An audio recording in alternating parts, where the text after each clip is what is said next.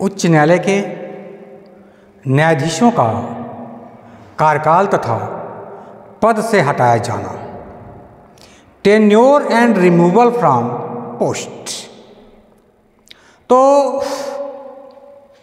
भारतीय संविधान के अनुच्छेद 217 में उच्च न्यायालय के न्यायाधीश 62 वर्ष की आयु तक अपना पद धारण करते हैं, उन्हें पद से हटाया भी जा सकता है।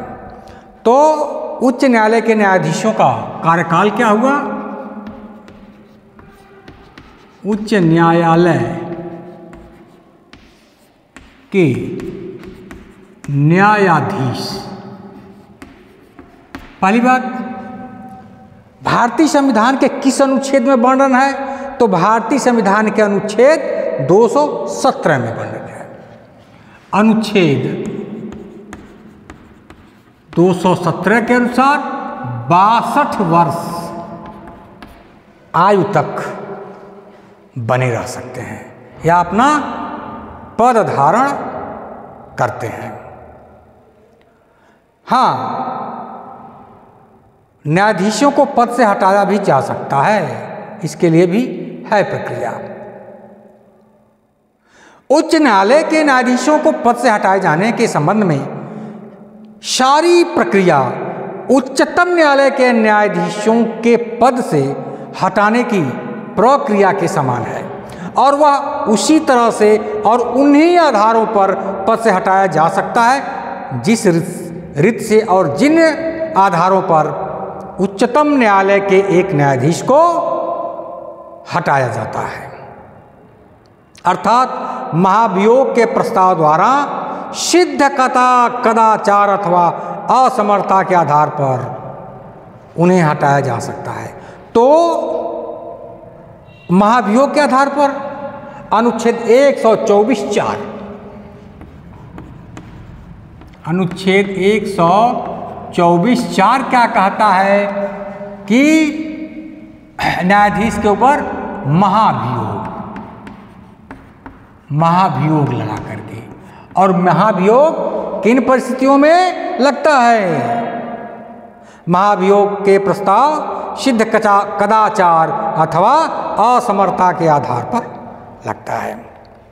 तो अपना कार्यकाल समाप्त होने के पूर्व उच्च न्यायालय का न्यायाधीश अपने पद से त्यागपत्र भी दे सकता है। इसके अलावा उसका यदि कार्यकाल नहीं पूरा होता है तो त्यागपत्र भी दे सकता है।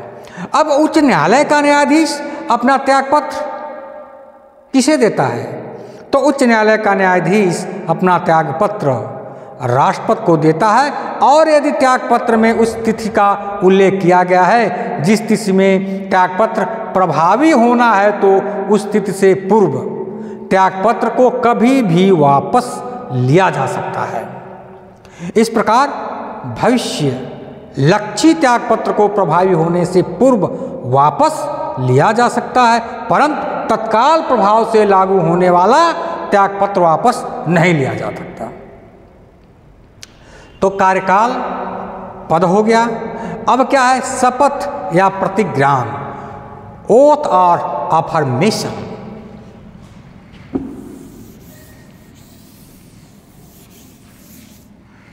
शपथ या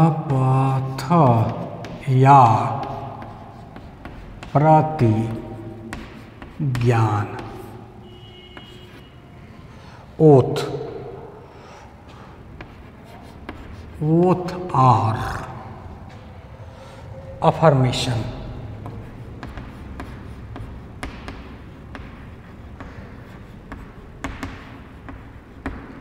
ओथ और अफर्मेशन। अनुच्छेद 219 के अनुसार शपथ ग्रहण किस? अनुच्छेद 219 के अनुसार उच्च न्यायालय के न्यायाधीश के रूप में नियुक्त होने वाले व्यक्ति अपना पद ग्रहण करने के पूर्व उस राज्य के राज्यपाल या उसके द्वारा इस निमित्त नियुक्त व्यक्ति के समक्ष, क्या मतलब? अनुच्छेद 219 के अनुसार उच्च न्यायालय के न्यायाधीश जो नियुक्त होते हैं वो उस राज्य के राज्यपाल या उसके द्वारा नियुक्त व्यक्ति के समक्ष संविधान के तीसरी अनुसूची में दिए गए प्रारूप के अनुसार शपथ या प्रतिज्ञान लेना पड़ता है। यहाँ पर यह भी ध्यान देना आवश्यक है, जबकि कोई उच्च न्यायालय 2 या अधिक राज्यों के लिए गठित होता है तो ऐसे उच्च न्यायालय के न्यायाधीशों के शपथ उस राज्य के राज्यपाल द्वारा दिलवाई जाती है जिस राज्य के उच्च न्यायालय का मुख्य स्थान मेन सीट स्थित हो। जहाँ पर मुख्य उच्च न्यायालय मेन होता है, जहाँ होता है, तो उसी जगह के राज्यपाल जो है शपथ दिलवाते हैं। अब उच्च न्यायालय के न्यायाधीशों के वेतन एवं भत्ते के बारे में जाना जाए। सैलरीज एंड अलाउंस ऑफ जजेस ऑफ हाई कोर्ट। अनुच्छेद 221 के प्रावधानों के अनुसार तो वेतन एवं भत्ते, वेतन एवं भत्ते, सैलरीज एंड अलाउंसेस ऑफ जज ऑफ हाई कोर्ट। तो अनुच्छेद 221 के प्रावधानों के अनुसार न्यायालय के न्यायाधीशों को संसद द्वारा निर्धारित वेतन और भत्ते दिया जाता है। पहली बात, उच्च न्यायालय के न्यायाधीशों के वेतन और भत्ते के बारे में वर्णन भारतीय संविधान के अनुच्छेद 221 में है। तो 221 के अनुसार संसद द्वारा निर्धारित होता है। न्यायाधीशों के वेतन जो है संसद द्वारा निर्धारित वेतन और भत्ते द्वारा दिया जाता है, यानी संसद द्वारा। हो गया।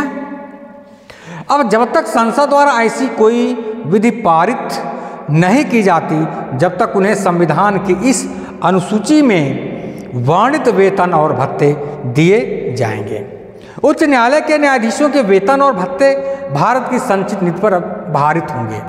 उच्च न्यायालय के वेतन और भत्ते किस पर होंगे? भारत के संचित नीति पे भारित होंगे। वेतन एवं भत्ते भारत के संचित निधि पर भारित होंगे। भारत के संचित निधि पर भारित होंगे। उच्च न्यायालय और उच्चतम न्यायालय के न्यायाधीशों के वेतन कितने हैं जी? तो उच्च न्यायालय के मुख्य न्यायाधीश के वेतन 2,50,000 रुपये प्रतिमास है, और उच्च न्यायालय के मुख्य न्यायाधीश को साज सज्जा भत्ता 10 लाख रुपये और सत्कार संपचूरी भत्ता 27,000 रुपये प्रतिमाह मिलता है। उच्च न्यायालय के न्यायाधीश का वेतन 2,25,000 रुपये प्रतिमाह है। नियुक्त के बाद इनके वेतन एवं भत्तों में अलाभकारी परिवर्तन नहीं किया जा सकता, परंतु देश में वित्तीय आपात यानी कि अनुच्छेद 360 के लागू होने पर राष्ट्रपति उनके वेतन एवं भत्तों में कमी करने का निर्देश दे सकता है।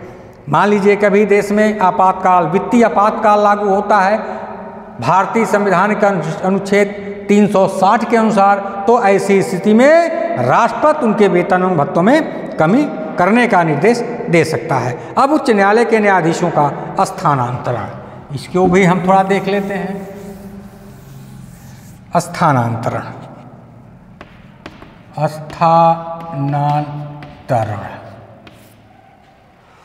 उच्च न्यायालय अनुच्छेद 222(1) के अनुसार,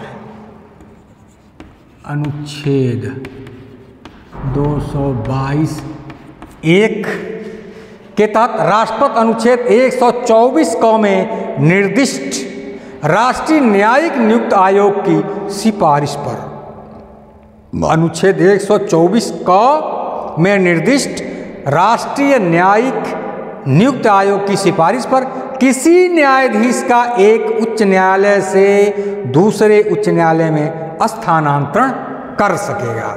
अनुच्छेद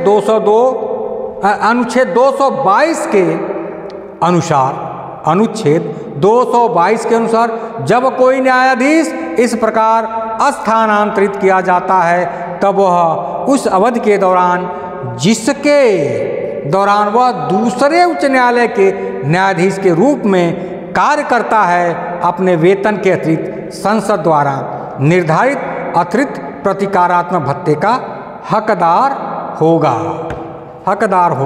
ओके, बहुत बहुत धन्यवाद।